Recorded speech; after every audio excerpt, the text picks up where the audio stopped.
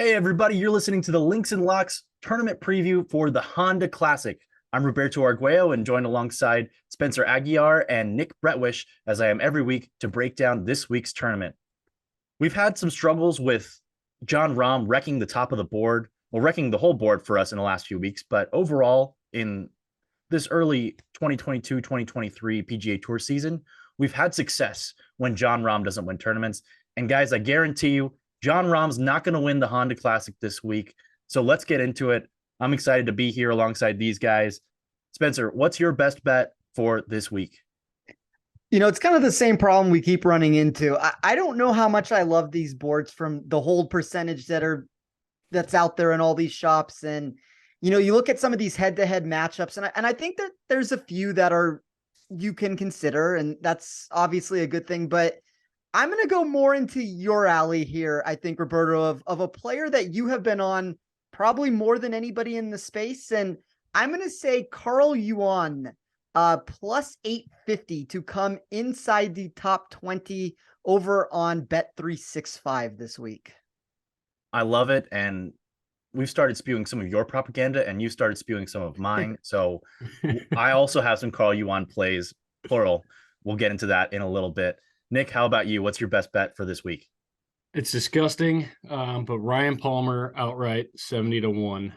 Just a number grab for me. I did not find much in the placement market that really intrigued me, and what is available out there in the market is kind of squeezed to all hell. So we're going to shoot for the moon on old man Ryan Palmer, turning back the clocks, 70-1. So I wear a Longhorn jersey one time, and Nick's first pick is on an Aggie. So we'll see how that goes this week. Sorry about that. Yeah, that was personal. I'm going to go with Will Gordon, also jumping into the top 20 market alongside Spencer at top 20 plus 260, also on Bet365, your sponsor of the Links and Locks golf betting podcast. I like that. Before we get into our best bets and why we're betting them, let's go into a course preview here of PGA National. We're done with the Poa annua greens over on the West Coast as we move now to the Florida swing. Spencer, what are you emphasizing in your model this week? Yeah, so PGA National has historically been one of the most challenging venues on the PGA Tour for a non-major.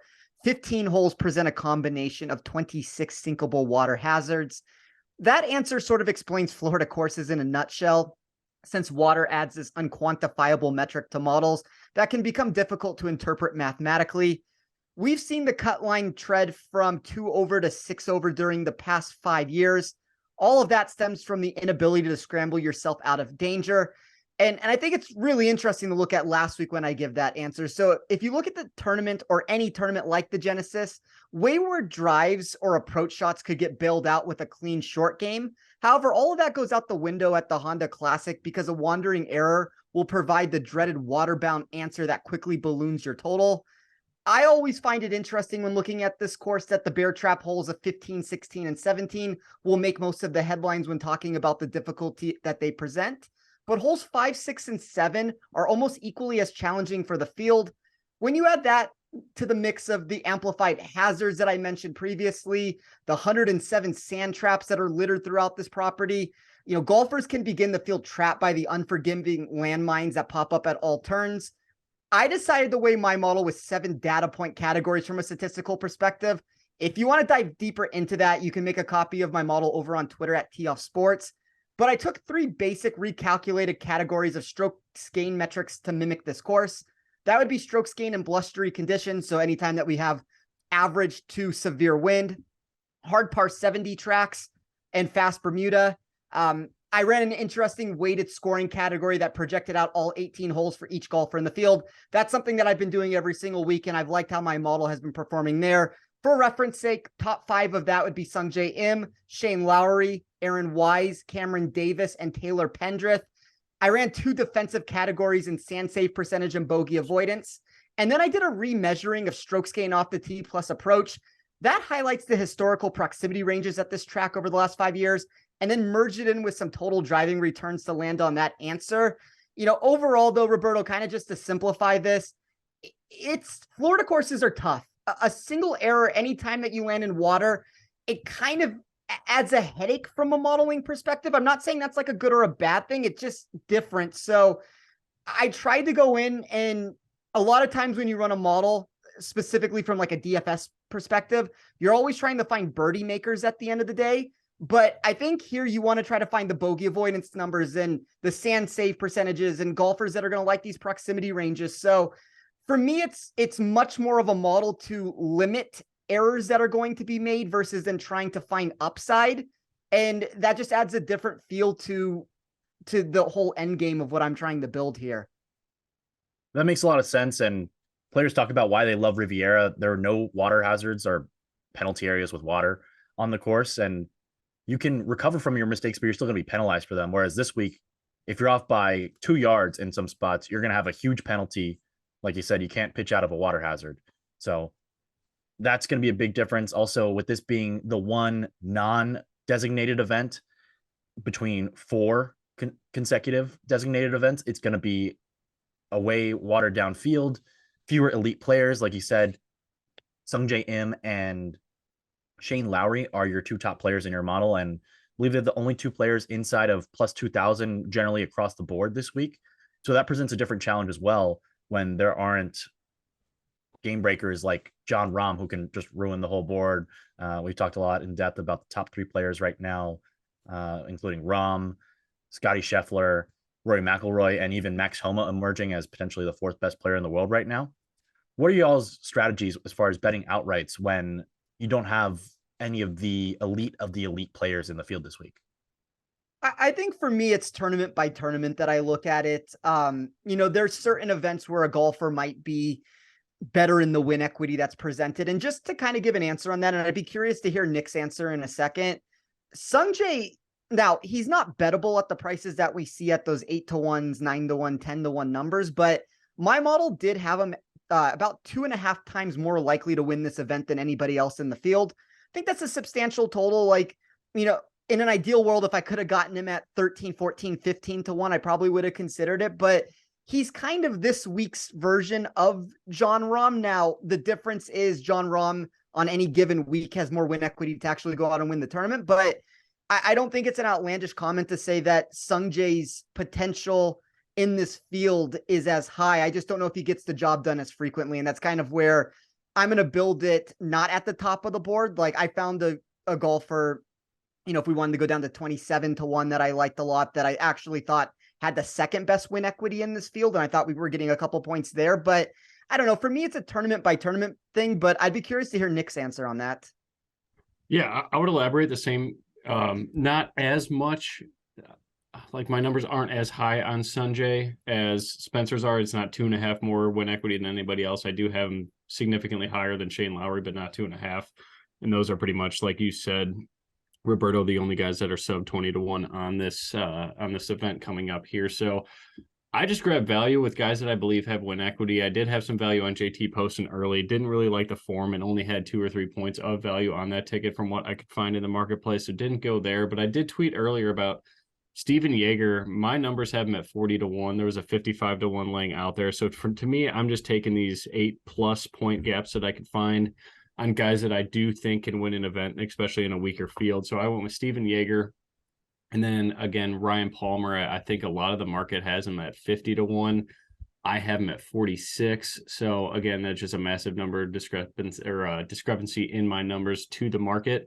And then a guy that I guess another way to answer this question is I'm looking for young upside. So not necessarily Ankara Yuan, but Roberto, I was pumped when you said it. Will Gordon is one of my favorite players this week. He's on my season-long fantasy team, so I'm a bit of a homer. But one shop opened up 80-1 yesterday on him, and that is skyrocketed down. I think he's pretty much exclusively in the 50s as well. So I was pretty much just going after young talent and then number grabs, and that's really kind of what I'm doing right now, because again, I do believe Sungjae has by far, the best odds of winning this event, but it's an unbettable number. I think me personally, I couldn't even get there unless it was 14-1 for Sungjae. So for me, I'm just not betting the top of the board. So maybe this is a tournament where we could really start to attack the live market. But my favorite thing is just number grabs on guys that I truly believe in, that are in form, and young upside that, could potentially get their first win on tour in this event.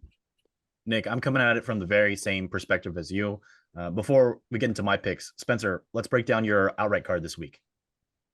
Yeah, so I mean, I pretty much agree with everything that Nick just said there also. And if we're looking for a guy that used to be on your season-long team that no longer is, that would be Cameron Davis, who I actually do have an outright bet on this week. So Just first traded week on him my to you. yeah, first week on my team, you might get a victory here, but it kind of comes down to the same answer that Nick said, just to elaborate on that.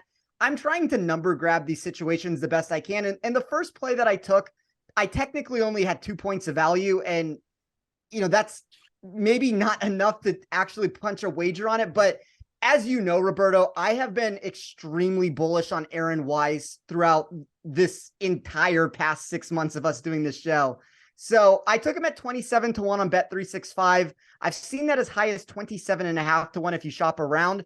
But Wise is one of those prototypical golfers that receives a massive boost in certain parts of the country. When you think of it here, that would be coastal Bermuda. That's always been beneficial for the upside that it presents him. And my bottle believes that he has a significant chance to be the 2023 version of Sam Burns. I've given that answer on this podcast over the past few months. It's not something that I'm coming out with for the first time. But I do think that if he can hit a rhythm here over these next couple tournaments, we see him start catapulting up the official World Golf rankings. He ranks second in my model on those aforementioned fast Bermuda surfaces over the past year, when we look at the tee to green sense of that. And then his expected weighted scoring and play in the wind generates top 5 marks in my sheet.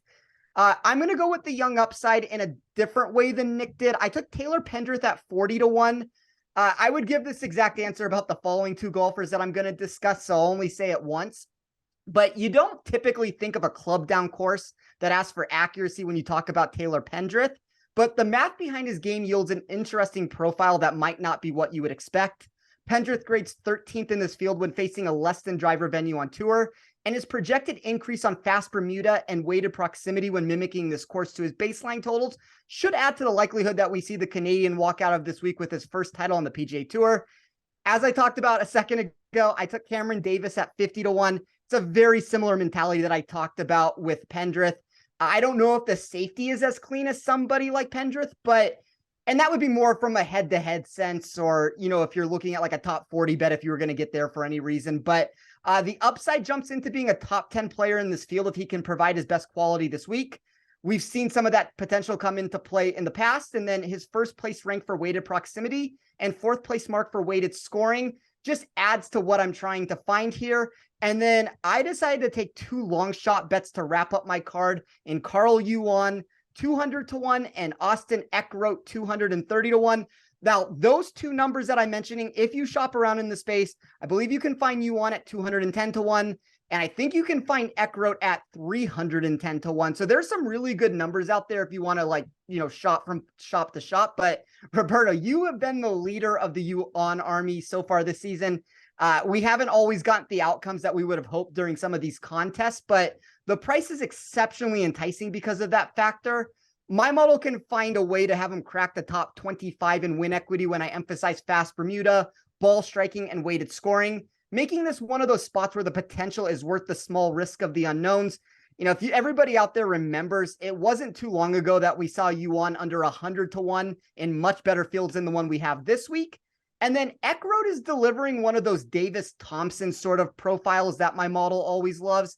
It's that around the green game that's going to have the red flags galore that are going to pop out.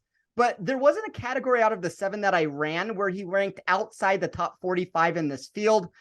You should always probably give a little more leeway when handicapping the young golfers for all the reasons that we just said a second ago. I think there's more unknowns, and I think unknowns in the outright market can be a good thing, but I don't know. I mean, my model from an upside perspective really liked Eckroat this week, and I don't know if he can get the job done, but there's also other ways to play it. Like, we'll get into it when we talk about placement bets with Yuan and Eckroat, but whether it's a top 20, there's a head-to-head bet that I kind of like a little bit with Yuan. I think there's a lot of areas of this market where we can get aggressive, and to me, it's one of those tournaments where we want to try to get as aggressive as we can, just because it's Sungjae Im, it's Shane Lowry. If you want to throw a Aaron Wise and Alex Noren and a Billy Horschel into that group, sure.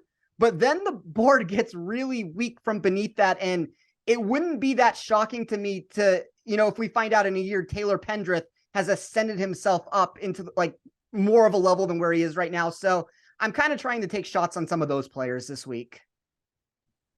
I haven't bet anybody shorter than 50 to 1 this week, but if I had to, I like the value on Pendrith the most. We saw that run that he had last year after he came back from injury, where he had all those top 13 finishes.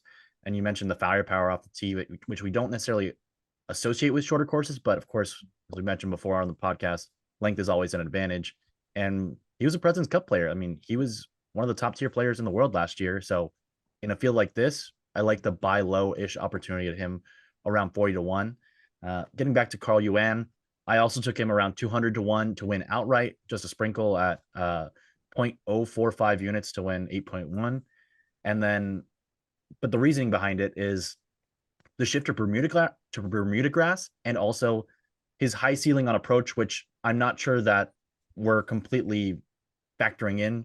He's only had 8 tournaments that have been tracked on approach, and he's gained over 0.89 strokes per round in 5 of those 8.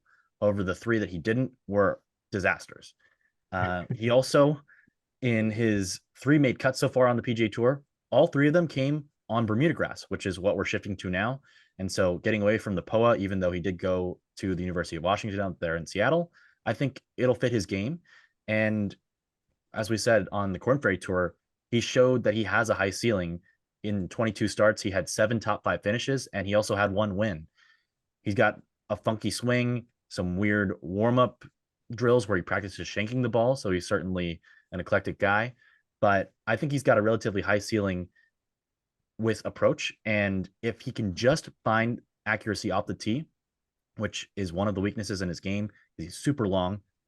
If he can just stay dry, I think he's got a chance this week with that Bermuda grass favoring him. Also going with Hayden Buckley, a guy who's a little bit different than Yuan in that he is elite off the tee already. He's not having to get there. And we know that because Buckley is 5th on tour this year in strokes gained off the tee. He's above average both with length and also with driving accuracy, but better with accuracy. He's 22nd on the tour so far this year. And in his 10 starts on tour this year, 9 of them, he's been above average for that tournament's driving accuracy percentage. And the one tournament where he wasn't above average, he was 1% below average. So he missed 1 fewer fairway than the average person, or even less than that. So he's got a really high floor for me. If Hayden Buckley is presented in some matchups that you see someone you want to fade going against him, I think that's a good play.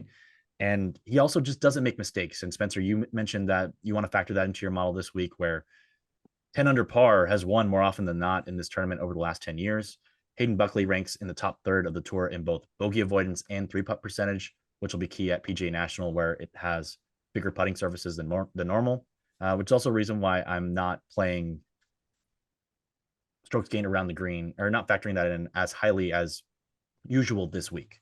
And then finally, my last outright play, who is also one of my best bets, that's Will Gordon. I got him at 70 to 1, or he's out there right now at 70 to 1 on one book. I think most other places he's at 55. I got him at open yesterday at 80 to 1, but I'd bet him down to 60. And that's 0.12 units to win 8.4. And I think he's got a high floor and high upside from tee to green. He's above average on approach off the tee and also in the bunkers, which we mentioned there's a lot of bunkers this week. And in 9 track tournaments on tour, he's not lost more than 0.25 strokes per round on approach. So he's going to be strong off approach. The question is he going to blow up? One of the last times I bet on him was at the AT&T Pebble Beach Pro-Am. He actually got to 8 under par through 15 holes and was very, very briefly the betting favorite in the tournament after the betting favorites entering that week didn't do that well the first day. The wind was blowing down the stretch there at Pebble, and he went bogey, bogey, triple bogey, which isn't what you want to do in any tournament. And then he eventually faded the next day, and with the weird weather, he ended up withdrawing because he wanted to make it to Phoenix for the next tournament. But Will Gordon is someone who is younger, just his second year on tour. He's long, and he has the high floor, high upside, where he's above average in birdie average, but also in bogey avoidance. So I think he can go low if we can just avoid the winds from blowing him off the course this year or this week. I think he could have some success. So not only have I bet him outright, but as I said, got him in my best bet for top 20 plus 260. Also, he looks somewhat like Nick Bretwish, so never seen them both in the same room at the same time. And if Will Gordon goes on to win next week and Nick doesn't show up, I think we know where he's gone with his payback. I can't hit the driver like that. But one thing I want to add, I absolutely love the play, and you know who he grades out. So I like to run this tournament like back test my numbers to see like who would I bet that week for the past, like 5 to 6 years. Dude, Will Gordon looks primed up. I'm not saying he's gonna win, but if there was anybody to kind of ride the same coattail that Keith Mitchell did in 2019, they are very, very, very similar. Just monsters off the tee, especially getting strokes off the tee. High upside irons. You kind of have a mixed bag with him, just like you do with Keith Mitchell. Man, I had him at 100-1 last week, and he just could not get anywhere close to the hole. And when he did, he couldn't make the putt last week. So that was a bummer because I feel like Rahm and Homa kind of left the door open for him for a while. But Will Gordon, also from the Southeast, like Keith Mitchell. I think Keith Mitchell is a Georgia guy. Will Gordon's out of North Carolina. I don't know what school he went to, though. But Vanderbilt, that's right. Okay. So I think all the stars are aligning here. Like you said, I would bet him all the way down to 60-1. I think it's a perfect spot for him. High upside. But yeah, I think that's one of my favorite plays. And the other guy that graded, it's very similar to how Keith Mitchell did in 2019, was Taylor Pendrith. So I think you guys are on some sharp plays there, and I really like it. I wish that 81 number was out there again, because I've only put, I think I put 1.2 units on it as well, same as you. So I may have to double dip on and bet a bad number, which is something I don't believe in, or a worse number than what was already out there at 61 on Will Gordon. But absolutely love him, man. So just wanted to throw that out there, that he grades out just like Keith Mitchell would have pre-tournament in 2019. Also, quick question while I'm ranting here. Why is Keith Mitchell not playing this week? I was about to ask the same thing. I thought for sure we'd see him this week. If there's any tournament that he can win and finally get his ticket back to Augusta, which he was very good at Augusta in 2019 too. I think he finished in the top 40 right around there. But yeah, pretty much the same age as Will Gordon is right now was Keith Mitchell's 2019 season. So follow the clues here, people. Will Gordon's going to win this week. But yeah, I'm just very disappointed that Keith Mitchell's not playing this week, because he's already won here, and the field is as weak as it's been in years, in my opinion, and he's just not trying to get into Augusta. I don't know if he's got family things, but just really confused when I didn't see his name in the field this week. Why are a lot of people not playing? We can branch this beyond Keith Mitchell also. You would think a guy like Alex Smalley would fit really well here. If we're talking about around the green getting mitigated some, it's kind of that Davis Thompson sort of feel. Now, I know Davis Thompson has gotten himself into the top 70 of the world, but that's still not good enough to get into a lot of the tournaments that he wants to. So I'm not saying it's a perfect fit for Thompson, and maybe it's not a perfect fit for Smalley either, but we need points. It's a weaker field. You can go win this tournament as, a guy who's under 30 years old that needs the points. So I don't really get it. And then just really quickly before we move on, I really like that Keith Mitchell comparison, Nick, that you just gave for Will Gordon. When I look at my model and the way that I want to run things, so he's 14th for distance. And sure, you can make the argument that distance is not the be all end all here. He's accurate too. But then, yes, and he is 10th in good drive percentage, which only takes, these club down spots and different scenarios with it. So that's one of the best combinations you can find in my model of somebody who's going to add the distance, the good drive percentage. He ranked 11th overall for me. I wish I would have gotten the 80-1 number before that drop. That kind of vanished before I had an opportunity to bet it, but this feels like a really good spot for him. Yeah, just take that top 20 with Roberto. I think that's really good. That's a ticket that's a pod bet that I am on now as well. So all right, thank you for that, Roberto. So I think that he's someone you could find in matchups if you want to do it within the tournament, or before the tournament. I haven't found any that I love, but I'm going to keep an eye on that going forward. I also think top 40, if you want to play it safe instead of a matchup, depending on the numbers you can get, or something worth looking into. I also wanted to workshop a play with you guys, because Cameron Davis has been near DFL in the tournaments the last few weeks, coming off of 3 straight missed cuts, lost strokes on the greens, around the greens, and on approach in all 3 of those missed cuts at the American Express, Farmers, and the Genesis. I know he's still got upside. Spencer, you have him in the top 5 in upside in your model.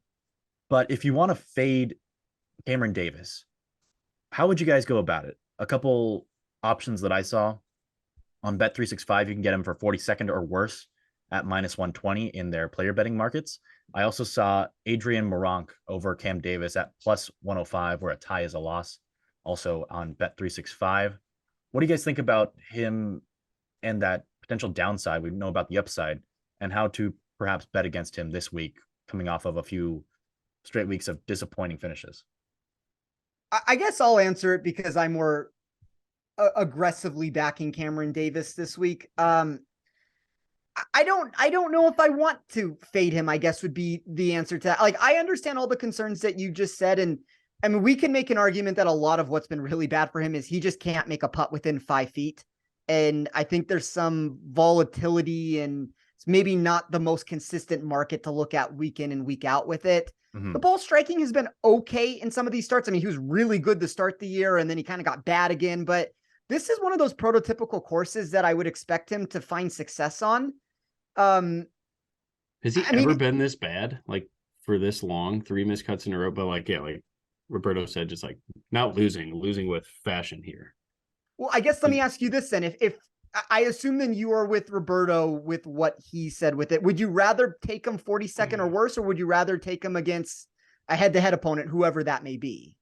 I think I would take the 40. I mean, I like Moronk.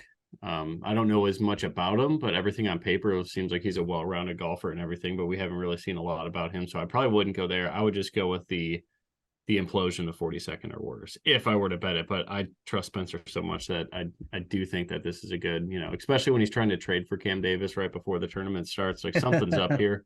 Something's up. I'm gonna say that Spencer pulled one on me and that this is a Cam Davis week.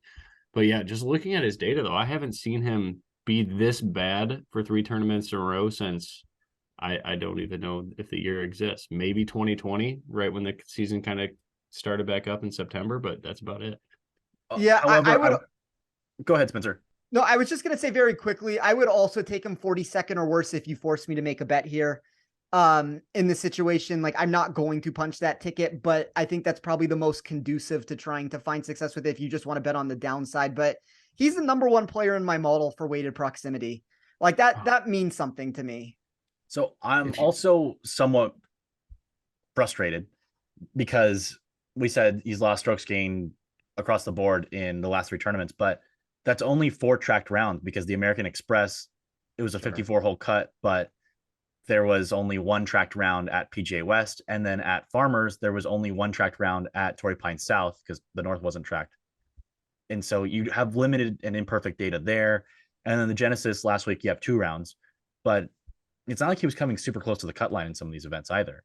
So I'm going to have to wade into some of the numbers that aren't tracked, look at some more greens and regulation and driving accuracy, hole by hole stuff to look at that. But perhaps I'll have a play on that tomorrow on the Gimme on our live show at 5:30 Eastern. But he's someone that I think is really intriguing to see what happens this week.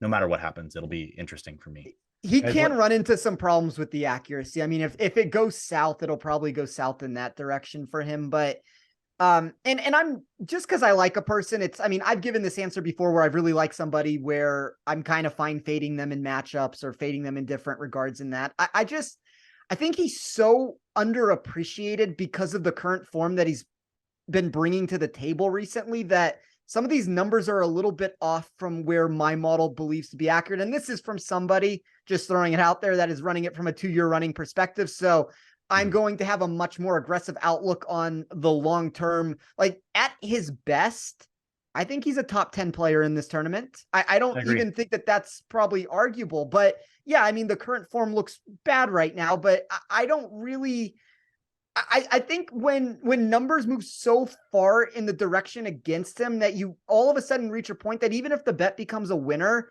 like you're kind of chasing the movement that's already happened on it. I completely agree. That's a great way to think about it. And that's why I think the upside is the way to bet him if you do want to back him, or maybe a top 10 play, something in that fashion. But it's going to be interesting to see in this field. And one thing that I am throwing out is putting. If you've been putting poorly on POA and you're coming down to Bermuda grass, especially if you're someone who's got a lot of experience on Bermuda grass or has thrived in the past, that's a plus where you can catch a number that you might not be able to catch in a couple weeks. Yeah. And I mean, Cameron Davis can't be worse with the flat stick right now. So Yeah. I would rather him switch surfaces. It wasn't working on POA.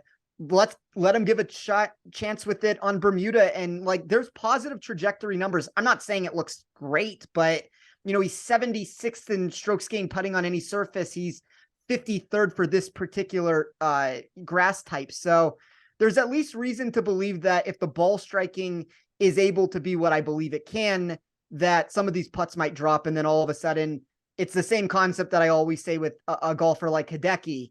When the winning score is 10 under par, you now don't all of a sudden need to make as many putts. Like, just if Cameron Davis isn't making that glaring error that puts him into the water, which maybe he gets inaccurate and he does make that mistake. But if he isn't making that mistake, all of a sudden, get to 7-8 under par going into Sunday and you can win the tournament all of a sudden. Completely agree. And we saw that last week with Will Zalatoris as well. Yeah. Guys, let's go into the placement markets. Which bets have you not mentioned that you're on this week? Do you want to start us off, Nick? I can do that. All right. There's one guy I wanted to talk about just a little bit. I mentioned Stephen Yeager. I did go top 20 there at plus 250 was the best that I could find in the market. A little short for my liking, especially going on the top 20 market is something I don't usually like to do, but top 40s aren't very available this year. Or I guess this whole season it's not been very good in the market right now. But what are your guys' thoughts on Kevin Roy? I did find a top 40 at plus 375. I have it at plus 310. And we don't really have a lot of data on this guy, but he looks like like a poor man's Will Gordon. Like, he looks like he could bomb it off the tee. Everything about him looks solid. He's been a very good iron player so far this year. Hasn't made a cut since the RSM though, but he has missed the cut on the number at both the AT&T Pebble Beach Pro-Am and the American Express, and his iron play was fantastic there. Amex, and I guess both of those are kind of, short data like Roberto said, but the green regulation numbers look fine too. So what are your thoughts on Kevin Roy? I did also, disclaimer, I bet him at 650 to 1 to win.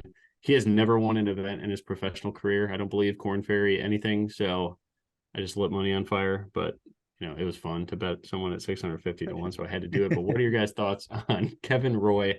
There's something about this kid that I think is just going overlooked. Like, if he's missed the cut on the number twice, like at this event, I think this field is weaker than even the AT&T Pebble Beach Pro-Am was. I think this could be a decent spot for him to finish top 40, especially getting over 3.5 to 1. I'll go ahead, Spencer. No, I was just going to say it's one of those situations where I think you could say a lot of names and you would have rhyme and reason to do so. Like, I took Bryce Garnett at 6 to 1 to come top 40. I mean, Can it get more gross than that? That's gross. That's definitely gross. Yeah. This is a golf sicko. I mean, maybe betting Carl Yuan to win is a little grosser, but I don't want to rain on your guys' parade. I mean, there's a lot of gross things I have on this, but no, I mean, if your model sees something there, I think this is the tournament to take a chance on it. My numbers don't necessarily see it quite the same way when it comes to safety, but it does see some of that like upside. So I think if you want to take a chance on a golfer that's over 3 to 1, there's obviously worse bets you can make. And I've probably made a couple of ones that are worse this week. I like getting gross this week. Let's get into it. Let's get amongst it. The water hazards are going to penalize poor shots unevenly. If you just miss the water hazards, hit it to the fat part of the green, make some pars. Roy's numbers on approach are solid, especially from 150 to 175. His 3-putt avoidance is pretty solid as well. If the other guys come back to the pack, only need top 40. I like it. Yeah, I think it's an interesting play. I think there's as I said, there's a lot of interesting routes that we can go this week. Spencer, do you have any other placement market bets? Sure. So I have a couple. This will be a Bet365 play inside of the position market.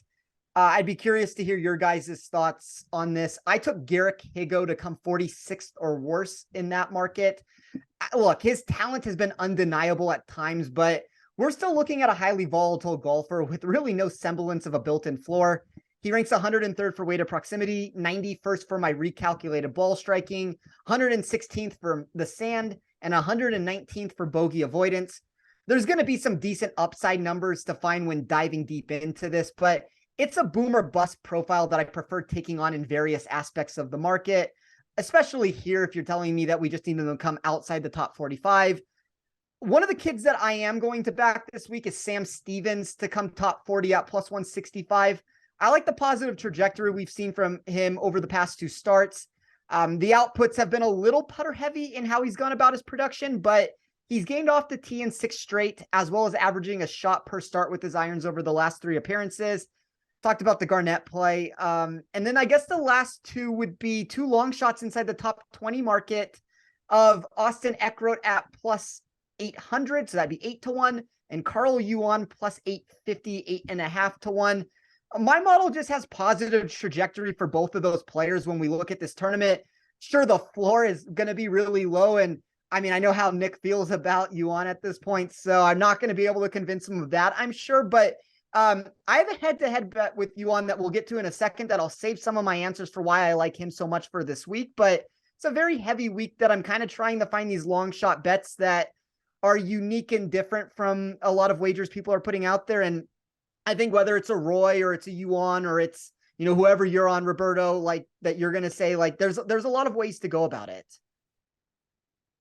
Going back to Higo, I wanted to say he made some coaching change somewhat recently, and that's been part of why he's been playing better this year. I just did a quick Google search and I couldn't find it. But I'll try to come back to that later on in the podcast. So I'm intrigued by him. It's a no bet from me, but I think if you want to fade him, the player market is a great way to do that, especially with his accuracy off the tee being erratic. As far as my placement plays, already mentioned the Gordon one. I also have the same bet as you on Yuan from top 20. And I also sprinkled him for top 40 as well at plus 210. I wanted exposure to him this week with the Bermuda grass being the surface that he's had the most success on. So for reasons I've already said, I'm on Yuan.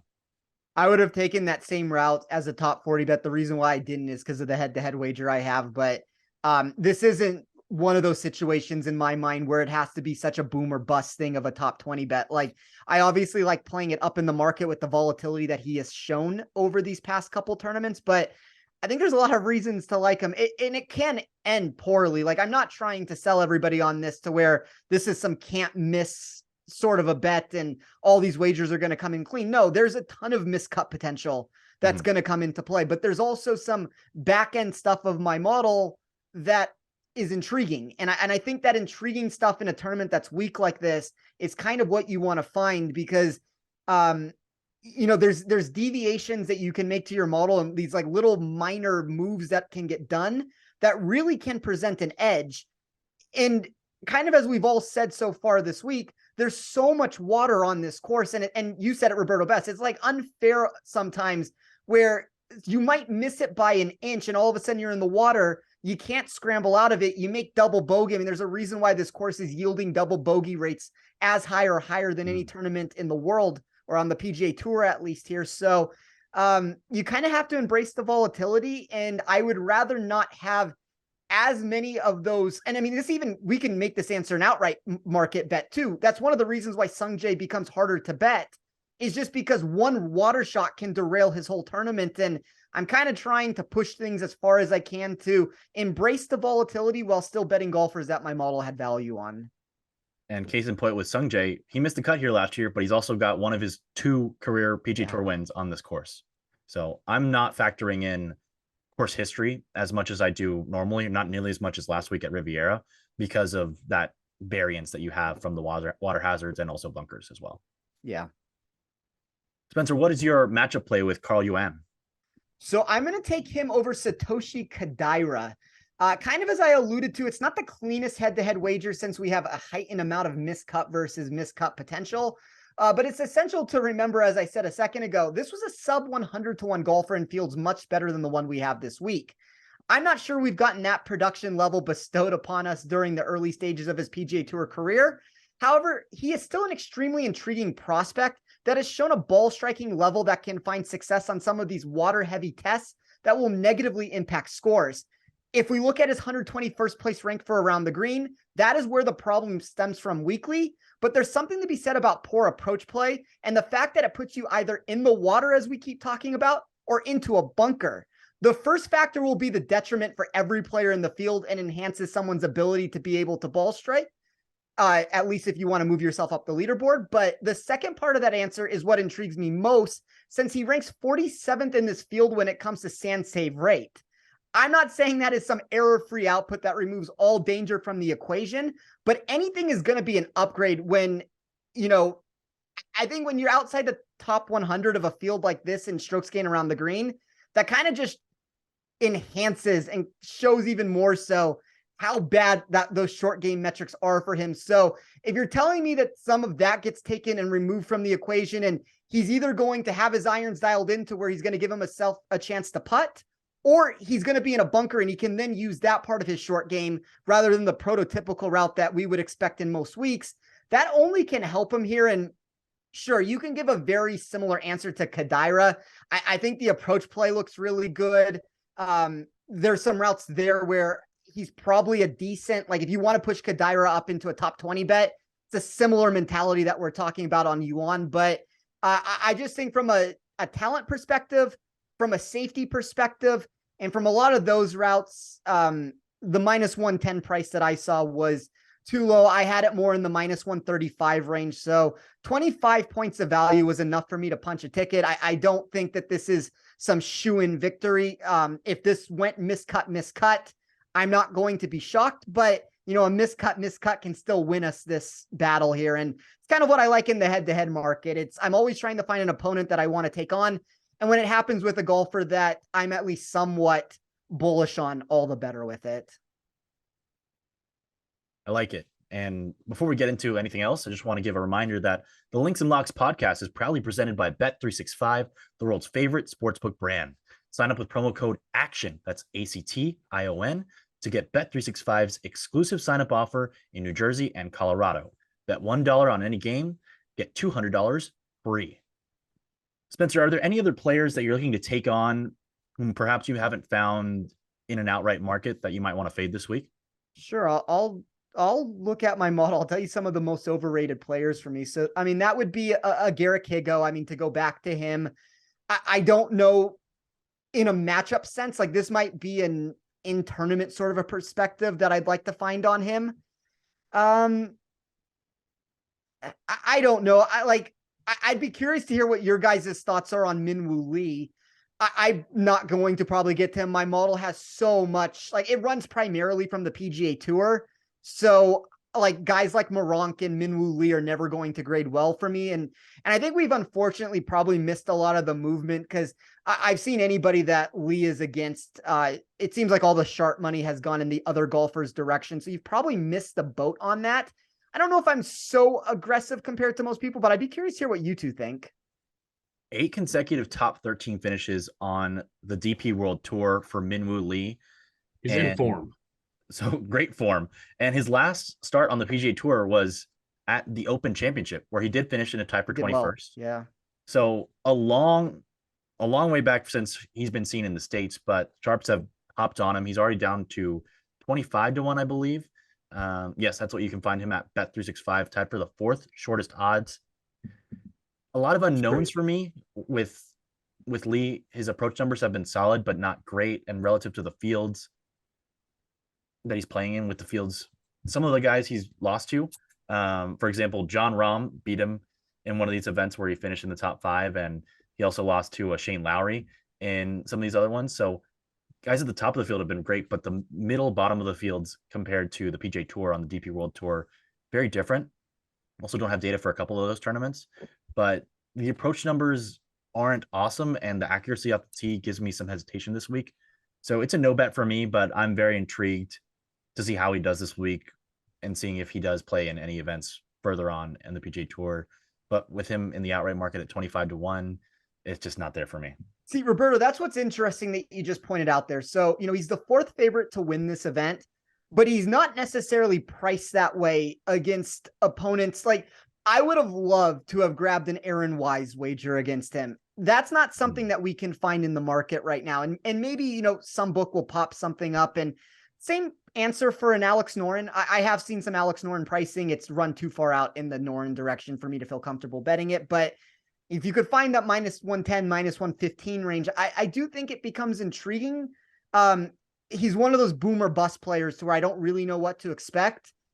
I wish I could find the right opponent against him, but it's more of that, you know, like Denny McCarthy versus him sort of a battle. And I mean, as everybody who listens to this show knows, I'm not really a Denny McCarthy person. So it's just a pass for me in those types of bets. And even like the Matt Kuchar wager that I saw, it feels very 50-50-ish. So I don't know if there will be a bet. Like, obviously, if something changes from an in-tournament perspective and they offer Aaron Wise against him in round 1, I might be intrigued to jump in that capacity. But I mean, I guess Higo would be the answer. That would be the simplified answer of I would like to take him on, because I don't think that when they released him at a 50-1 golfer at a lot of shops, I don't believe he's a 50-1 player in this field.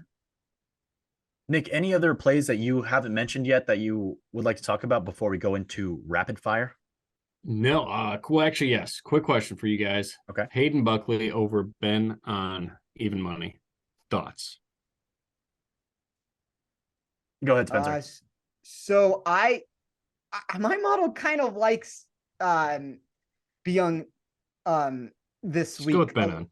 Yeah. I go with what my model says. It's the Cameron Davis thing, to where everybody goes with Cam Davis now, and I just have it set for Cameron Davis and I don't remove it. But I don't know. I don't have a massive take on it. What about you, Roberto? I mean, I bet Buckley outright, so I'm going Buckley. Right, big disparity in driving accuracy between these two guys, and I think that the two top fives from Ben An here at the Honda are something that, Spencer, you've mentioned recently, where course history isn't everything, but it's pushing a guy who's not in the class of another player into a matchup against him, and I think there might be an edge there. So what was the price on Buckley on this one? Even money. Ooh. The thing I love about Buckley, and I mean, it's probably still a no bet for me, but the thing that I love about Buckley is he's an amazing off the tee player. And I mean, that's for like any tournament that you look at. And now all of a sudden you tell me that there's accuracy that comes into play. Like, he's second in my model for total driving. So there's reasons to like him. I think it's two golfers that are very close for me. And the last tournament where you have to find the fairways for me that on the PGA Tour was the Sony Open in Hawaii, where if Siwoo Kim doesn't smack in a pitch or chip on the 71st hole, Hayden Buckley's in a playoff with him, finishing just one shot behind him. I think that the Sony Open Waialae Country Club has some similarities. Ben An also finished T12 there, so solid result for him. Even though he was below average in driving accuracy that week, it was better than his average driving accuracy has been the last few weeks. So I think there's something to like there for Hayden Buckley in this correlation between these two courses. Nice. That's fair. Cool. That's it for me. All right. You guys ready for some rapid fire? Sure. I'm going to give you guys two names, and I just want to hear which one you prefer this week. We can do it from an outright perspective instead of more of a safety and matchup perspective. Okay. All right. So first, Alex Noren or Matt Kuchar? Noren for me. I like Noren this week. I just want to, like, I don't love the number that you have to bet him to win this tournament, but Noren has legitimate win equity. Like, he's a top 5 win equity player for me. Minwoo Lee or Billy Horschel? I mean, I don't think I can give the answer that I just gave about Minwoo Lee and take him. So I'll take Billy Horschel. Billy. Chris Kirk or Adam Svensson? Billy. Chris Kirk or Adam Svensson? Actually, Svensson. I think Kirk's overrated. I'm going to take Kirk, and my model has both of them inside the top 10, but I think we've gotten carried away this week with Svensson in a lot of these markets. Like, I've seen him push from 50-1 down to, 30, 33-1.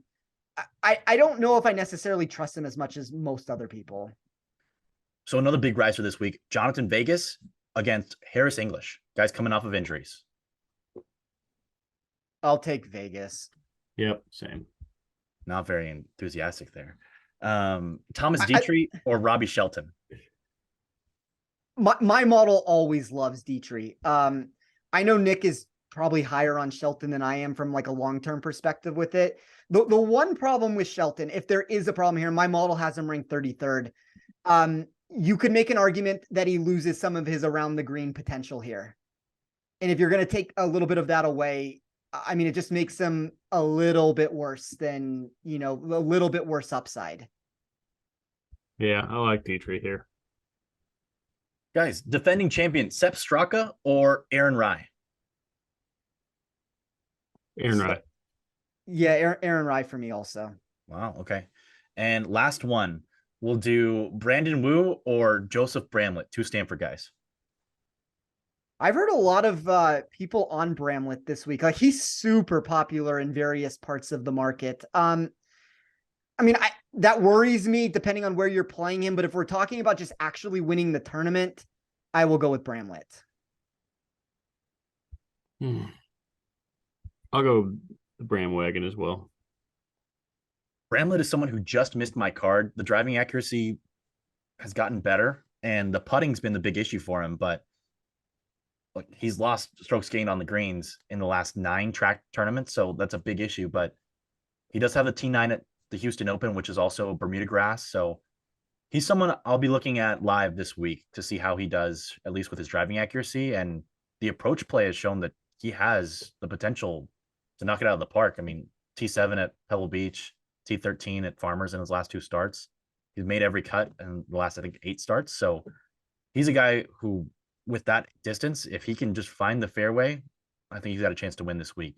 It's like the Cameron Davis answer to an extent that we were just talking about earlier. Now, I'm going to give you the negative about Bramlett here. There's only 2 golfers in this field that are worse in my model putting on fast Bermuda than he is. So that's always scary. And I mean, but then again, when we're talking about just winning the tournament, I'd rather take that profile. I don't know if there's any floor with him. I mean, he very easily could miss the cut, but from like a win equity standpoint, I would rather bet on that ball striking acumen and try to build around it in that way. Gotcha.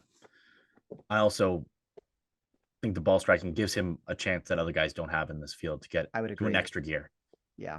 Any final thoughts, guys, before we say so long from the Honda Classic this week? No, not for me. I mean, it's a pretty small card in general. Like, I never really want to have 6 outrights and such a minor card in other spots, but I'm just hoping one of those top 20 bets can come in. That's going to be a big thing for me. Like, all of those are to win about 1.4 to 1.6 units. Those are about as big as I ever get on wagers like that. And then all the other bets are to win like a unit, and the outrights are to win 8. So, it's a minimal card. Hopefully we can find some bets from an in-tournament perspective to try to make some wagers on, but just trying to get through this tournament and on to the next week where the board will hopefully at some point become better. Yeah, we've got 2 consecutive designated events coming up after this week, so the fields will be vastly different. Nick, any final thoughts before we say so long this week? Enjoy the Will Gordon PGA debut win. All right. So with that, we'll say so long here from the Links and Locks Golf Betting Podcast. That'll do it for us today. As always, we're presented by Bet365. For more great golf content from our Action Network and Golf Bet team, check out our Best Bets episode from earlier this week with Golf Bet's Ben Everill and the Action Network's Jason Sobel. You can also catch Jason and me on The Gimme live tomorrow on Twitter, on YouTube live. You can also watch it played back. That's at 5:30 p.m. Eastern time. I'm going to try to find some other matchups to incorporate. Maybe we find some Will Gordon. Maybe we get a top 40 play. So check that out tomorrow. And then you can find us. Nick is on Twitter at SticksPicks. That's Sticks with an X. You can find Spencer on Twitter at TOffSports. And then you can find me on Twitter at RobertoA213. Guys, where else can we find your work this week besides whatever you posted on Twitter? Yeah, so you can find, I'll cover it from a one and done perspective. I'll have a lot of the bets that we talked about on here, all my DraftKings plays.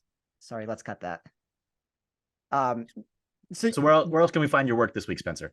So you can find me over at Rotoballer. I cover things from a bunch of different perspectives there.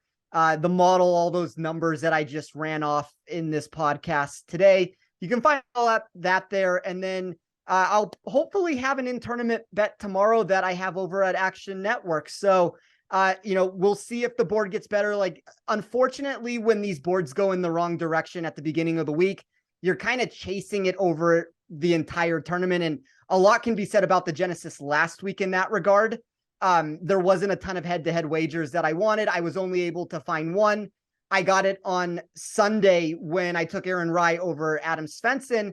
That was found on the Action Network article, but trying to incorporate those into some of the Action Network pieces. So be on the lookout for that. All right. How about you, Nick? Just at Better Golf this week, BETTOR Golf Pod on Twitter. Awesome. You can find my Sleepers Picks article on Action right now, and then I'll be on the Gimme tomorrow as well with Jason Sobel. So looking forward to that. And thanks again to everyone who makes this podcast possible, especially our producers, Noah, Sophia, and Matt. Thanks again for you, the listeners, for tuning in, especially if you made it this far to the very, very end. And here's to hoping all of your bets hit the green and Will Gordon brings it home for us. Thanks, everybody.